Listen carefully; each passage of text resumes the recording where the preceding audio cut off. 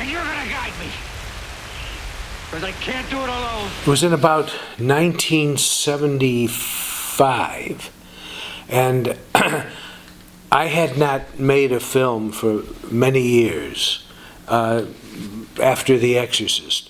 What I did was I supervised all of the foreign versions of The Exorcist. I hired directors. I approved every voice for the dubbing in French, Spanish, Italian, and German. And I also supervised the Japanese subtitles with a woman who spoke fluent Japanese and fluent English. And there were many corrections that needed to be made so that audiences could understand what we intended. For example, in The Exorcist, when they refer to the mystery of faith, some people had translated that as the mystery of fate, which is totally different meaning. There was a lot of that, and I worked on that for about 3 years. And then I would go to the different countries where the film opened and do press. And so I had no idea or interest in making another film at that time, but just seeing The Exorcist through in the best way possible. And then when that work was done in about 1970, late 74, 75, I started to talk to this fellow, Wally Green, who was a friend of mine. We worked in documentaries together. He had written the script for The Wild Bunch. And we started talking about themes that interested us. The exploitation of poor Latin American countries by the United States oil companies. We started to talk about the mystery of fate, over which none of us had any control, and about the fact that the world seemed to be coming apart because of the Vietnam War, and the United States was destroying these countries, secretly bombing Cambodia to widen that war. And we started talking about making a film on those themes. And Wally one day said to me, "That's The Wages of Fear." And I said, "You're right. Okay, let's do our own version of that." And we set out to find out who owned the rights. It was Georges Arnaud who owned the rights. And they were available, no problem. But I went to see H.G. Clouseau first to get his permission, although I didn't need it legally. But I wanted him to know about this. And at least, if he had said to me, "Please, I would appreciate it if you don't do that," I would never have made the film. I told him finally I was interested in making a new version with new characters, new dialogue, new events, a different beginning, a different middle, a different ending, and I would not use his title either. And he said, "Okay, you know." And I gave him a percentage of the profit of the film. There has so far been no profit. And I told him I wanted to put his name on the screen and dedicate the film to him, which I did, and he said, "Fine." And that was it. And so Wally Green and I set out to find a new way to make Salaire de la Peur. It's like doing Hamlet, as I think I said last night. Hamlet is a classic play. It's been done millions of times in every country of the world. And this is not a remake of Hamlet, it's a new version. And that's how I viewed my work on The Wages of Fear. Mm-hmm. Speaking of translation of titles, how do you feel about the title in French of the movie? Salaire de la Peur? Le Convoi de la Peur. Yeah. And I've asked them not to do that. Yes. For example, on the ad, which I may have here, they had it on the ad, and I asked them to take it out You know, because I said it's not the same film at all. So, here is the ad. Down here they had Convoy de la Police. I said, take that off. We don't want that, you know. We don't want that and we don't need it. Not because I'm trying to conceal. I said, look, every critic and every film historian or anybody who writes about this film will mention The Wages of Fear. So in that way, you know, we removed it. You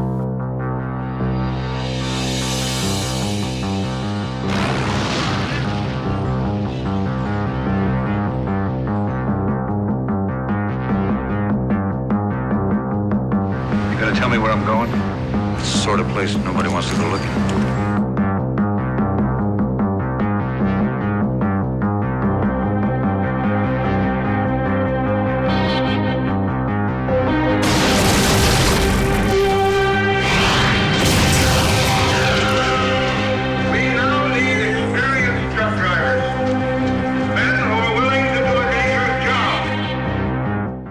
It's a new version. It's my own vision. It's not a remake any more than a new production of Hamlet or Romeo and Juliet or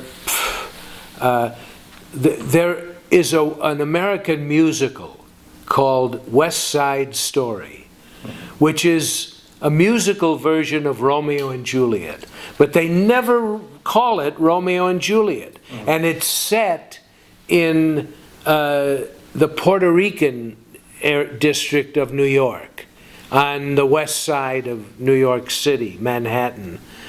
And it's Romeo and Juliet, the whole story. And the same character, but no one calls it Romeo and Juliet. It's West Side Story. And it's a new vision of Romeo and Juliet. And in the same way, Sorcerer is my vision of the Georges Arnaud novel. Et c'est vrai que le titre original de Sorcerer est beaucoup plus pertinent parce qu'il donne déjà une image, un cadre assez allégorique et fantastique. It's such a good title because it gives an allegorical image. Yes, it's an allegory and it's kind of ambiguous. And it makes people think. People always ask, what is the title? And I like that people will think that way and find their own reason for it. In my own reasoning, the sorcerer, the dictionary definition of a sorcerer is an evil wizard. And in the case of this story, the evil wizard is fate. Le film me fait beaucoup penser à Joseph Conrad. Joseph Conrad, yes. Ces personnages qui vont Heart chercher of leur Darkness. destin The characters going to look for their fate. Yeah, Heart of Darkness, it's in English. Et je pensais justement, je me demandais si vous étiez fan de Joseph Conrad. Is this a reference for you? It's always on my mind, but not exclusively. I love the novels of Conrad, you know, especially Heart of Darkness and Nostromo. And I think Alien is based on Nostromo. But I also was more influenced by Gabriel Garcia Marquez and his novel, 100 Years of Solitude. And magic realism, the introduction really of magic realism. There were people writing in Latin America magic realism before Cien Años de Soledad. The first one that's known is a novel called Pedro Paramo by Juan Rulfo. And that was a novel that very much influenced Garcia Marquez. I met him. I spent a weekend at his home in Mexico City. And it's one of the most powerful novels I've ever read. And it was a great influence on me for Sorcerer. But certainly I had read Heart of Darkness and understood its metaphor and its implications. Don't mention my name. Because as of right now, I don't know you, and I don't want to know you. I owed you a favor. This is it. You gonna tell me where I'm going? I swear to Christ, I don't know.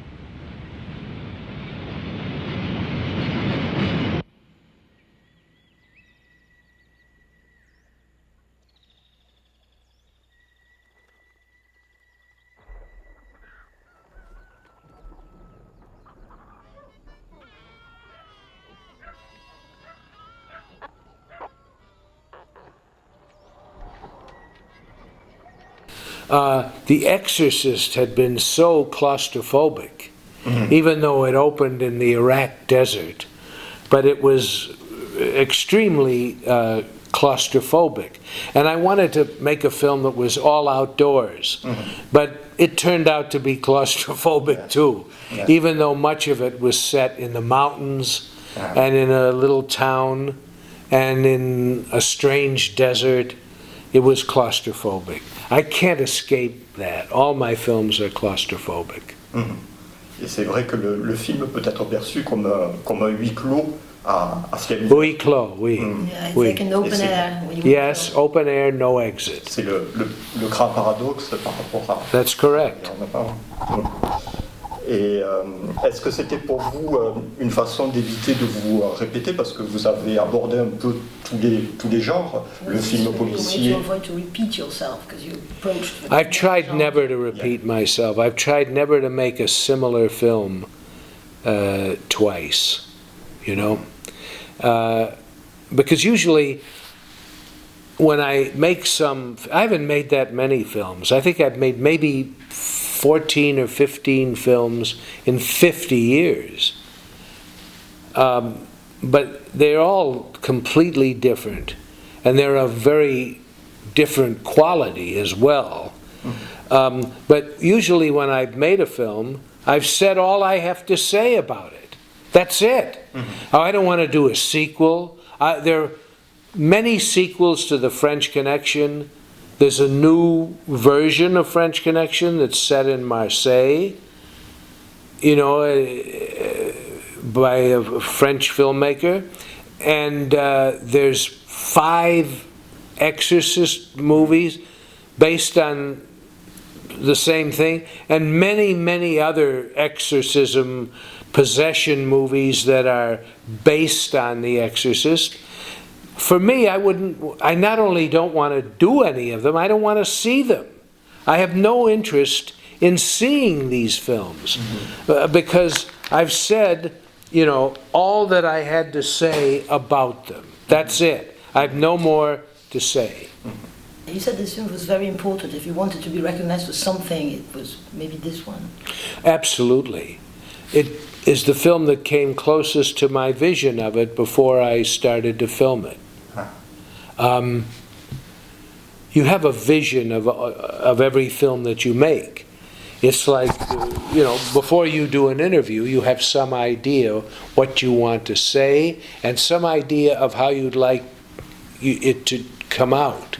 And then you do it. And sometimes it comes close to what you thought it would be, and other times it doesn't.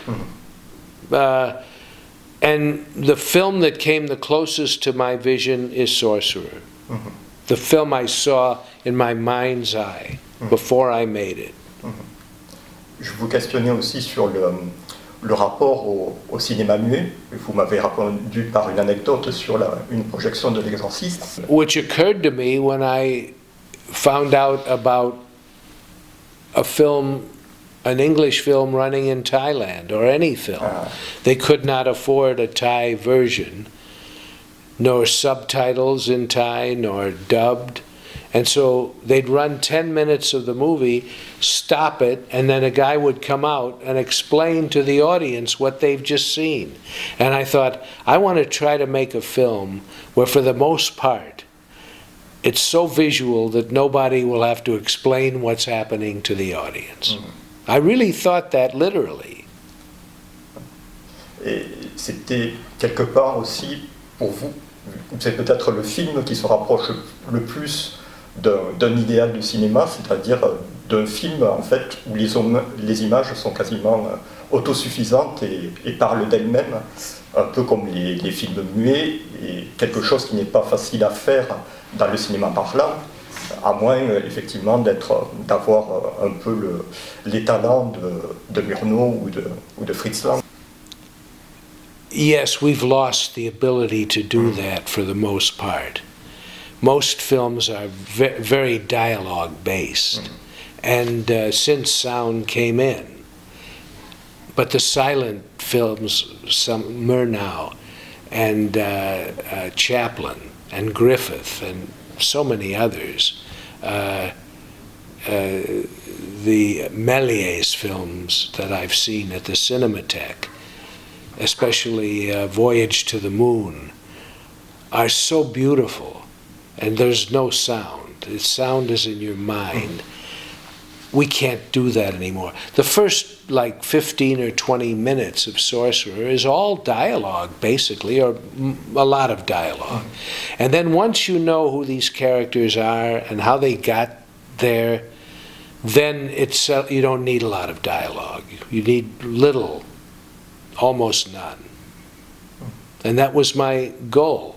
I wish I could make a silent film, but I think we've lost that ability. On disait que le Sorcerer était un film important, et on a l'impression que pour vous, il achève toute une première partie de période, c'est presque l'accomplissement de votre premier parcours cinématographique. In a way, yes. I hadn't thought about that, but I think it's true. C'est une sorte de synthèse avec presque tous les éléments que vous avez pu aborder, le film noir, including the film noir, le fantastique. fantasy. Et en même temps, c'est pas le best-of de William Friedkin, c'est une création nouvelle. Yes, someone said something interesting to me in analyzing Sorcerer and its fate in its time. The film that was so popular at the time of Sorcerer was Star Wars. And Star Wars was about the Force, whatever the Force was. And Sorcerer is about forces of nature. I thought that was a very interesting comparison of the two films. But after Sorcerer, I couldn't even think of trying to make an epic story like that with that much difficulty anymore. Physical difficulty, mental anguish, disease. I myself got malaria, and I didn't want to tempt fate again, because I know that many people could have been hurt on that film, if not killed. And it's only by the grace of God that they were not. And I don't want to make a film where a mouse would get a twisted ankle. I really feel that. So a film like Bug or Killer Joe, they have the same impact for me, the same emotional power that Sorcerer does, but nobody's going to get hurt doing it. This is the wrong road!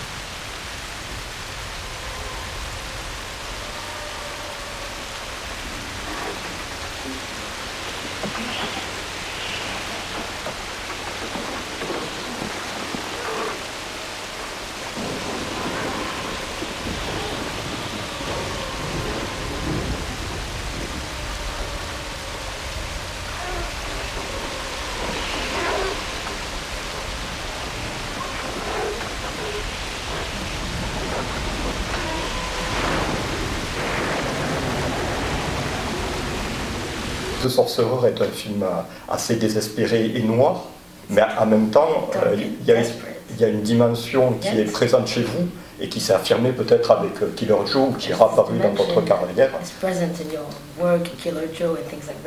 C'est la dimension de... Yes, of course it's present. Humor. It's this dimension of humor. Irony.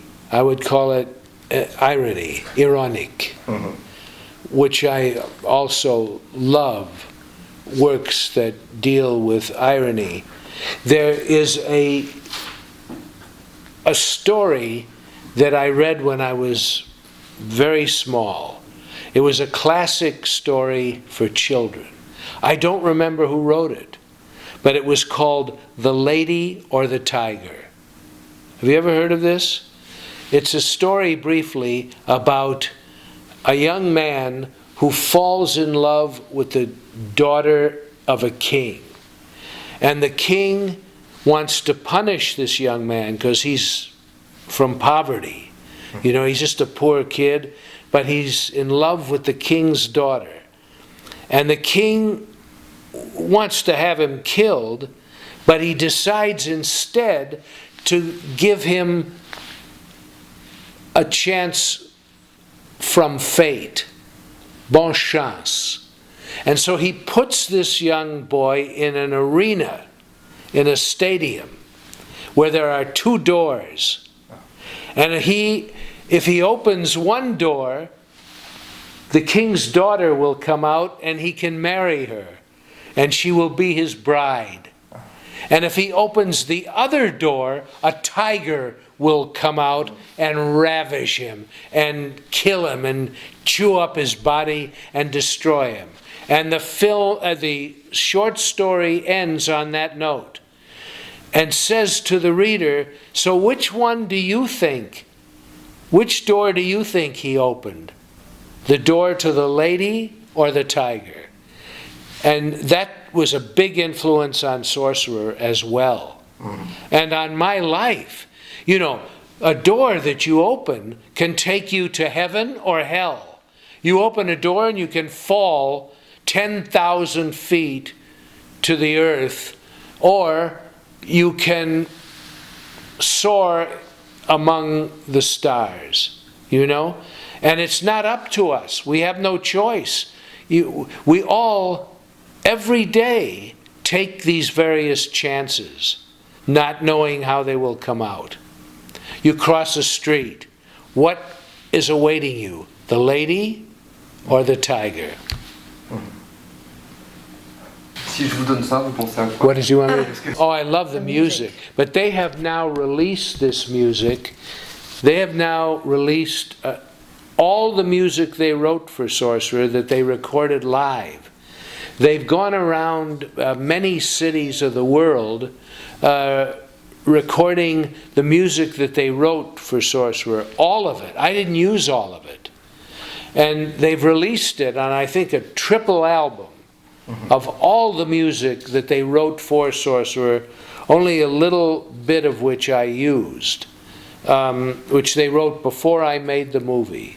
I was shooting the film, and they were creating the music in a studio. But I remember shooting this scene, and wondering what was going to happen, the lady or the tiger.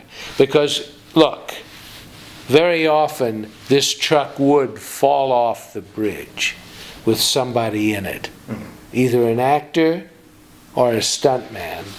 And I was in the truck, and it went over. And if it had gone over the wrong way, somebody would be seriously injured or dead.